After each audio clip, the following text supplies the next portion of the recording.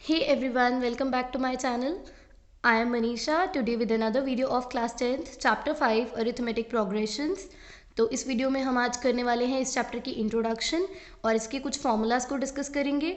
तो सबसे पहले तो अगर आप मेरे इस चैनल पे न्यू हैं तो मेरे चैनल को सब्सक्राइब करना ना भूलें and don't forget to press the bell icon so that आपको मेरी आने वाली वीडियोज़ के अपडेट्स मिलते रहें। तो सबसे पहले अरिथमेटिक प्रोग्रेशन जिसको हम AP भी बोलते हैं, ये क्या है? It is a list of numbers in which each term is obtained by adding a fixed number to the preceding term. AP क्या है? एक ऐसे नंबर्स की लिस्ट जिसमें हर एक टर्म को किस तरह से बनाया जाता है? by adding a fixed number to the preceding term. पहले वाले टर्म में कोई एक फिक्स्ड नंबर को ऐड करके हम जब एक सीरीज़ बना देते हैं नंबर की तो उसको हम कह देते हैं AP series and the fix number is called common difference. और उस फिक्स नंबर को और क्या बोलते हैं? Common difference. एंड इसको हम स्मॉल d से भी डिनोट करते हैं।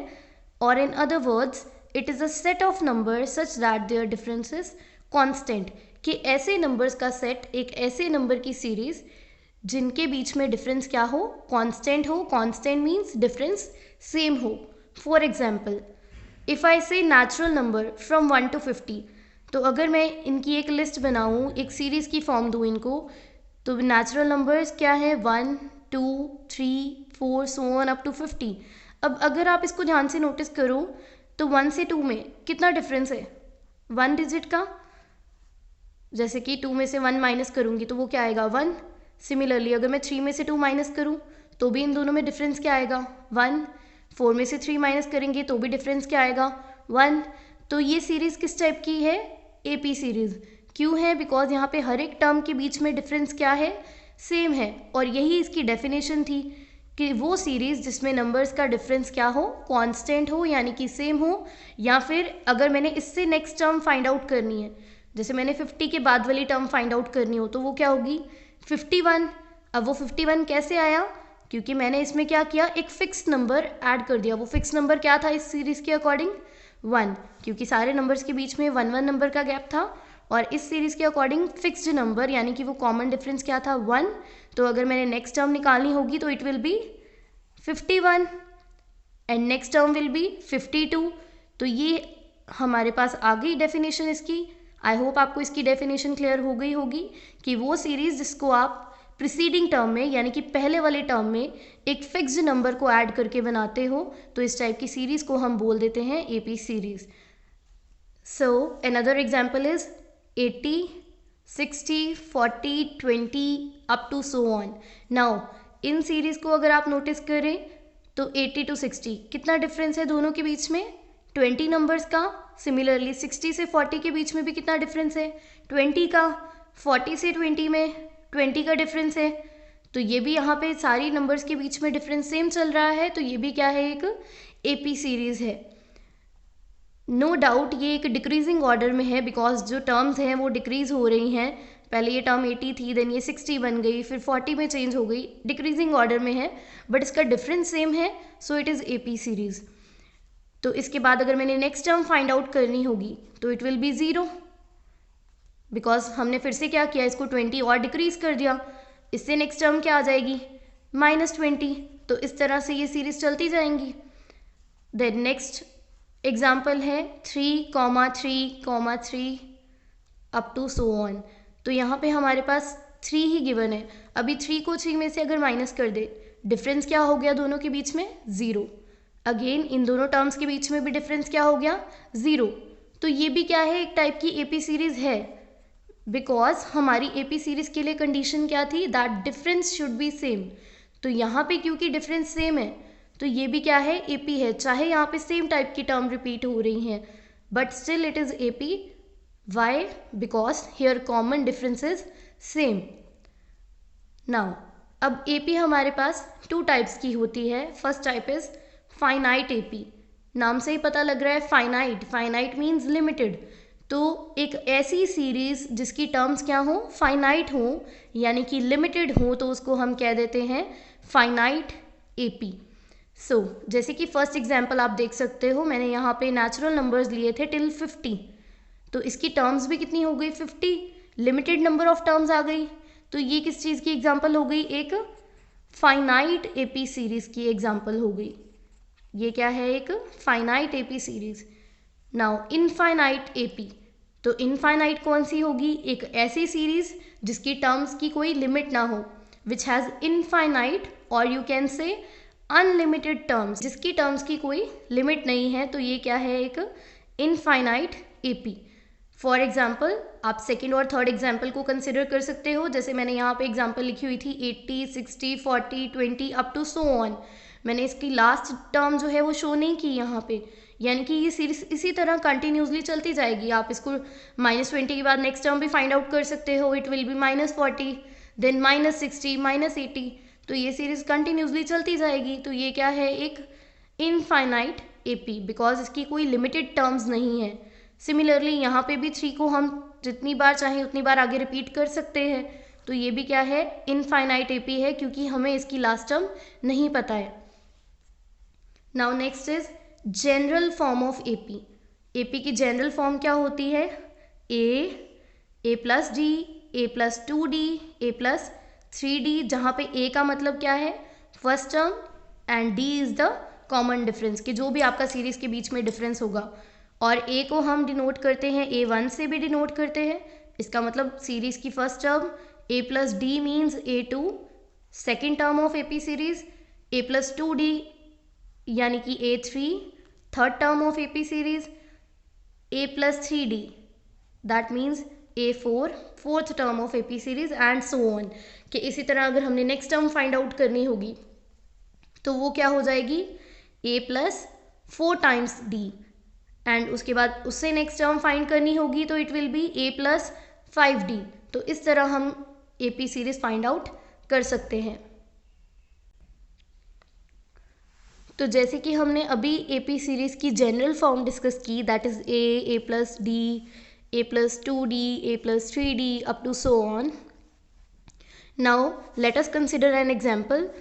सपोज आपको गिवन है A2 और D आपको गिवन है 5, और आपको बोला गया है कि आपने क्या करना है? एपी सीरीज बनानी है, इसकी सीरीज को कंप्लीट करना है। नाउ ए हमें गिवन है, ए मीन्स फर्स्ट टर्म गिवन है, सो ए यहाँ हम उसको कह सकते हैं A1 फर्स्ट टर्म, वो क्या गिवन थी? 2।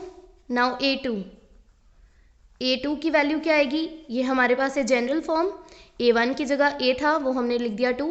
A2 किसके इक्वल होगा? A प्लस डी, तो यहाँ आ गया A plus d. Now A plus d that is 2 plus 5 is equal to 7। Similarly अगर मैंने A3 फाइंड आउट करना होगा तो वो किसके इक्वल आ जाएगा? A plus 2d। Now A2 plus 2d की वैल्यू 5। नाउ A की वैल्यू थी 2 प्लस 2 इंटू 5 10, 10 प्लस 2 12, ये A3 आ गया, यानी कि थर्ड टर्म आ गई एपी सीरीज की। सिमिलरली A4 फाइंड आउट करना होगा तो वो क्या आ जाएगा? A plus 3 times d, and A की वैल्यू थी 2 प्लस 3, d की वैल्यू थी 5, सो 2 plus 3 into 5 15, that is 2 plus 15 17। तो एपी सीरीज की टर्म्स क्या आ गई हमारे पास? फर्स्ट टर्म हमारे पास आई है 2, second 7, third 12, fourth term 17 up to so on, कि ऐसे ही ये सीरीज चलती जाएंगी। आप देख सकते हो ये भी क्या है? एक एपी सीरीज ही तो है, क्योंकि डिफरेंस सभी टर्म्स में क्या है? सेम है।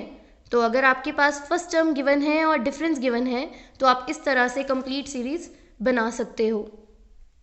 नाउ इसी को अगर हम कंटिन्यूसली फॉलो करते जाएं तो हम एक जनरल फॉर्मूला डिराइव कर सकते हैं। जैसे यहाँ पे इसको ध्यान से देखो, A4 फाइंड आउट करने के लिए हमने क्या किया? A प्लस 3d, जो भी यहाँ पे सीरीज की वैल्यू हमने फाइंड आउट करनी थी, D के साथ हमने उससे एक छोटे नंबर से मल्टीप्लाई किया था। यानी कि अगर मैंने कोई भी एक टर्म निकालनी है सीरीज की, कोई भी nth term suppose find out करनी है, यानी A4 की जगह अगर मैंने फाइंड आउट करना है an, अब n क्या है? कोई भी एक नंबर हो सकता है, it can be anything, suppose 5, 6, 7, 8, 10, anything, n कोई भी एक नंबर हो सकता है। जो भी यहाँ पे n की वैल्यू थी, हम क्या कर रहे थे, a में प्लस कर रहे थे उससे एक छोटे नंबर को d से मल्टीप्लाई करके। तो यहाँ पे a4 की वैल्यू फाइंड आउट करने के लिए मैंने क्या किया था, a प्लस 3d। सिमिलरली अगर मैंने an की वैल्यू फाइंड आउट करनी है तो वो किस में आ जाएगा, a प्लस n से एक टर्म छोटी उसको मल्टीप्लाई करना था d से, n-1 into D.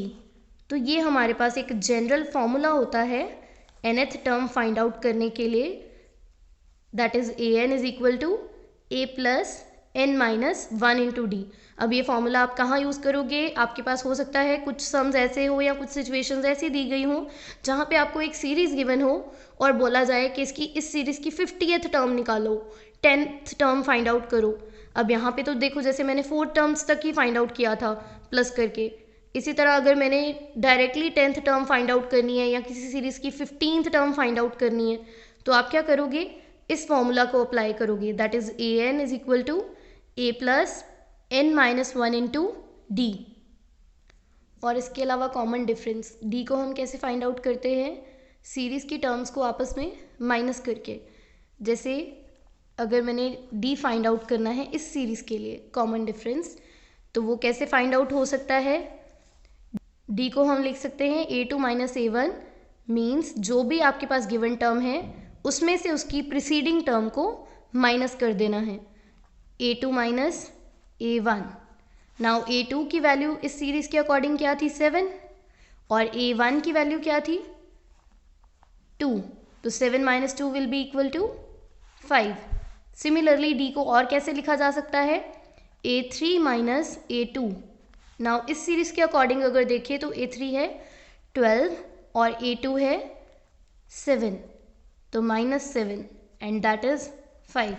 Similarly d को और कैसे लिख सकते हैं, a4 माइनस a3, तो a4 की इसके अकॉर्डिंग वैल्यू थी 17 माइनस a3 की वैल्यू थी 12, 17 माइनस 12 एंड दैट इज 5। तो आप देख सकते हो सभी को माइनस करके 5 आ रहा है, तो ये क्या है, कॉमन डिफरेंस है।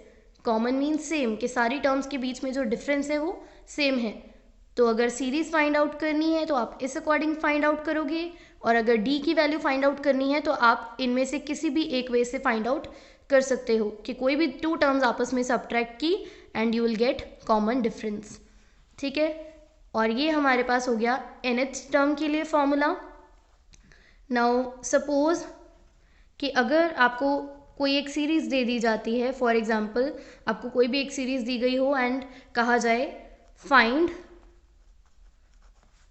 13th term of given AP, कि आपको कोई एक सीरीज़ प्रोवाइड की गई एंड वहाँ पे आपको कहा गया कि आपने उसकी 13th टर्म फाइंड आउट करनी है, और सीरीज़ अगर आपको कुछ इस अकॉर्डिंग दे दी जाती है, से 2, 6, 10, 14 अप टू सो ऑन। तो सबसे पहले इस सीरीज़ के अकॉर्डिंग मेरे पास a की वैल्यू क्या होगी, a क्या होता है, फर्स्ट टर्म, तो a क्या है यहाँ पे 2, फर्स्ट टर्म थी 2।